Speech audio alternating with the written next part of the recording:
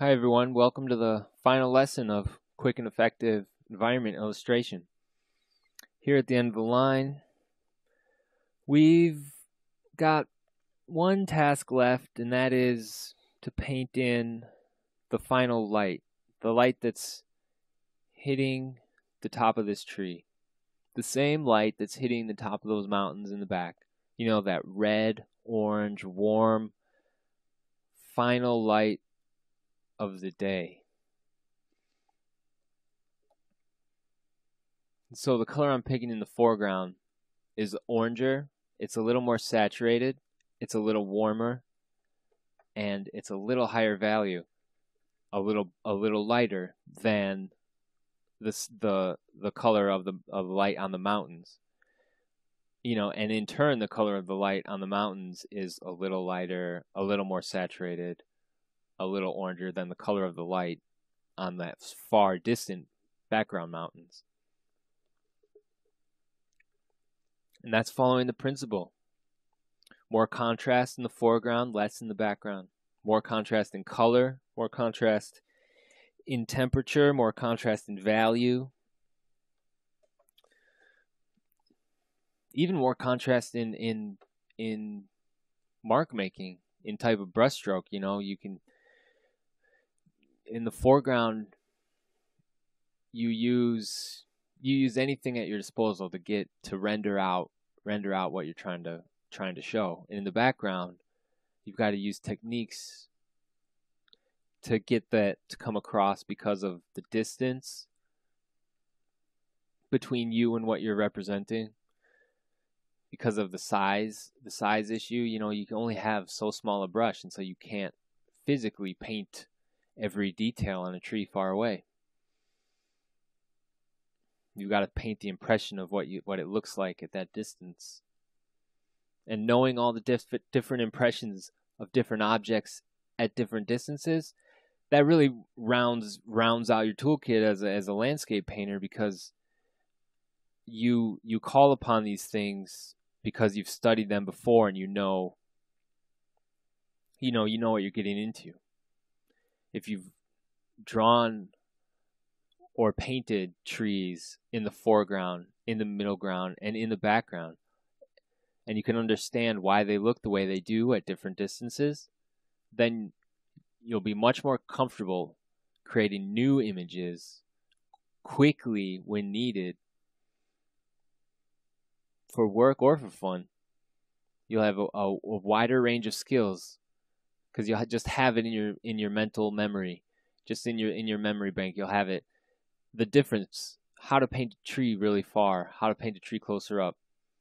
You know, just knowing that you leave out the details, you lose the contrast, you know, and keeping that in mind. And if you don't have the experience, haven't done the studies of these elements and different landscape objects, you can still follow the principles of less contrast, less detail, and apply that in your own work.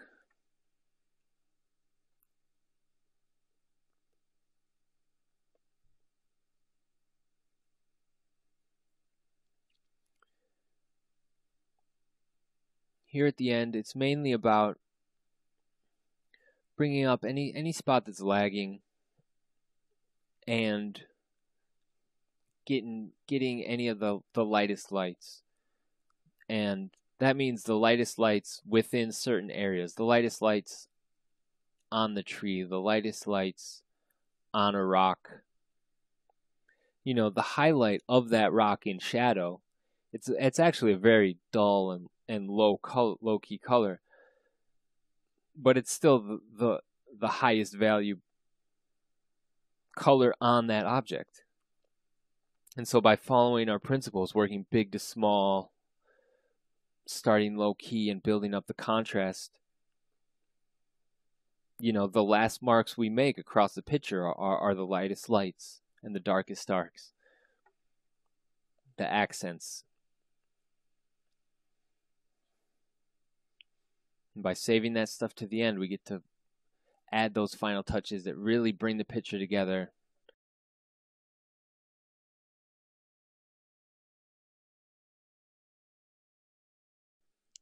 really pop and the picture is complete.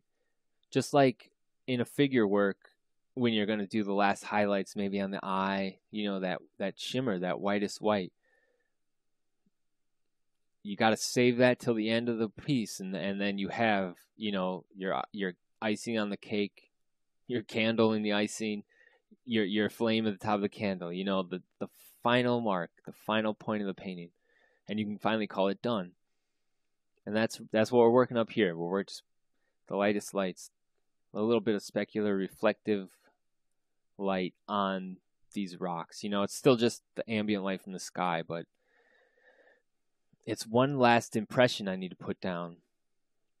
And then, to me, that it's convincingly a dark rock in the shadow in this scene, and it's really set up the scene.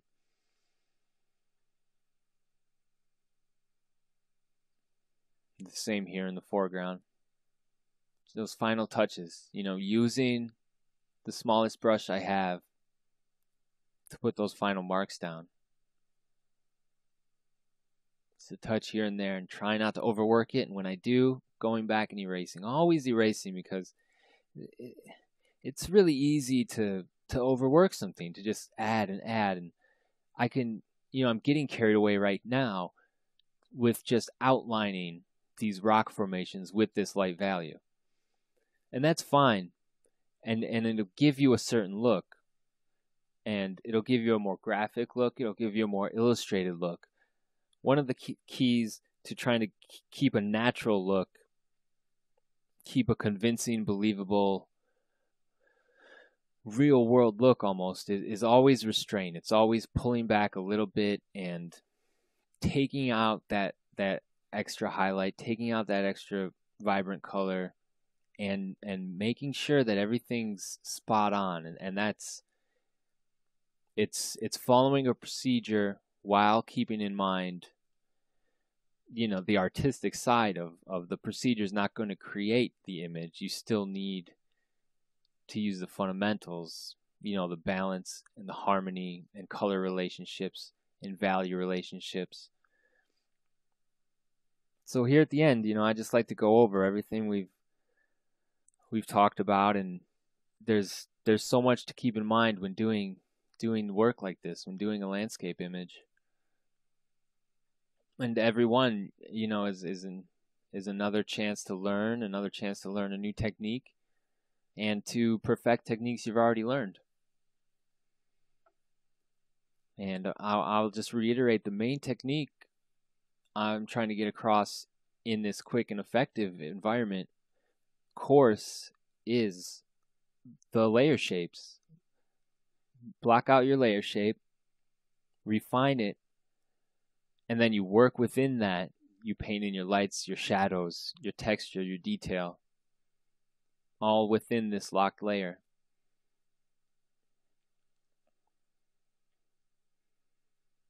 And when there's time for a big change, you change that layer, and then you make adjustments as you go.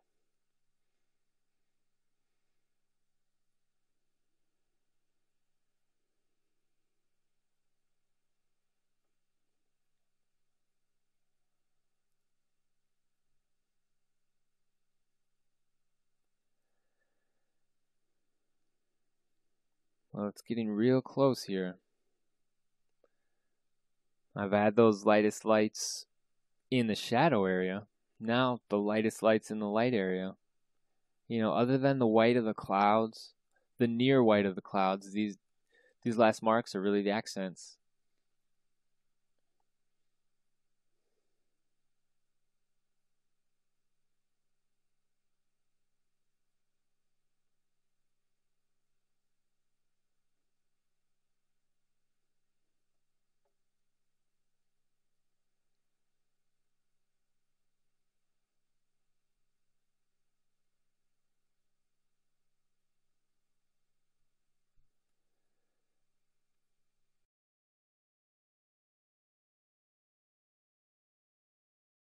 This is really the end, and it's all a reaction to what's down, to what's on the image right now.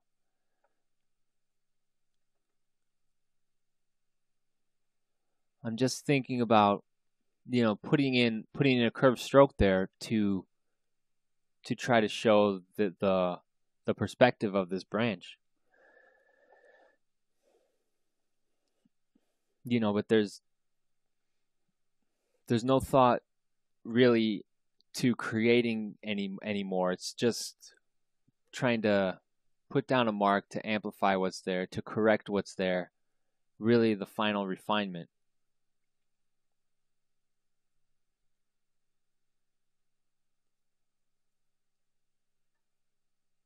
The last refinement in this process, it's been a long stretch of putting down a shape, refining it, putting down the layer and working on that.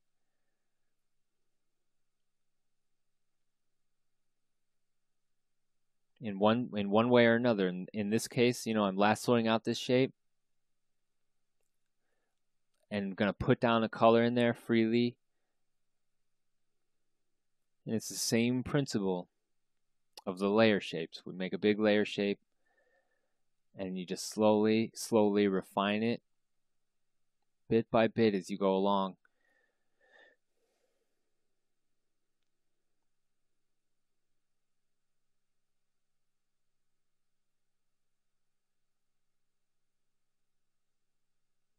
Now that final value contrast here. And now if you squint, here in the foreground, we've tried to keep it just a mass of a dark value. And now at the end, finally, if you squint down, there's actually value contrast. There's a strong enough light and shadow value contrast. Just enough here between this dark green and this lighter, well, it's really just a lighter green of the path. But I didn't put that in earlier. That's the kind of stuff you're really saving till right at the end, these final lightest lights for each section.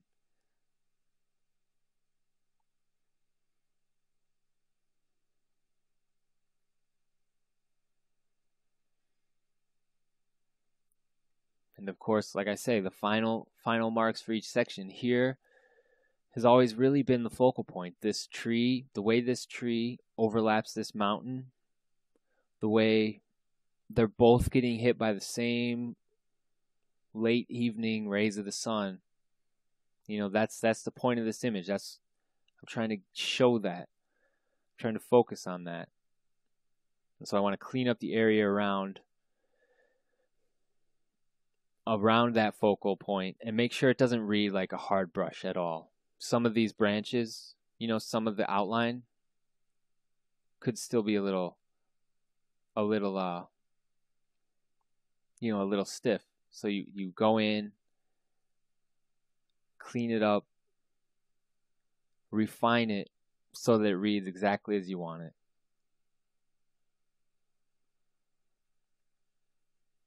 So I'm flipping this image, rotating the image to give it a final check because I'm done making marks on it, and now I'm just gonna take a look and review what we've got.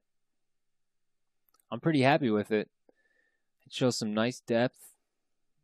It really reads, that back mountain is way back there. Those clouds are way back there. There's some nice color. There's some brightness to it. It's catching that part of day, the last rays of the sun.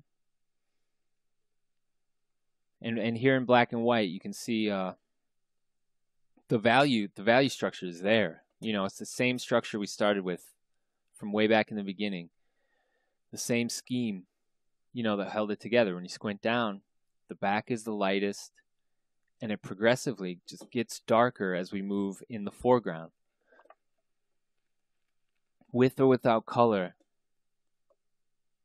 the value really holds it together. And that's it for this image. I hope you've learned something, and it's been a pleasure to take you through this quick and effective environment illustration course. Thanks for watching.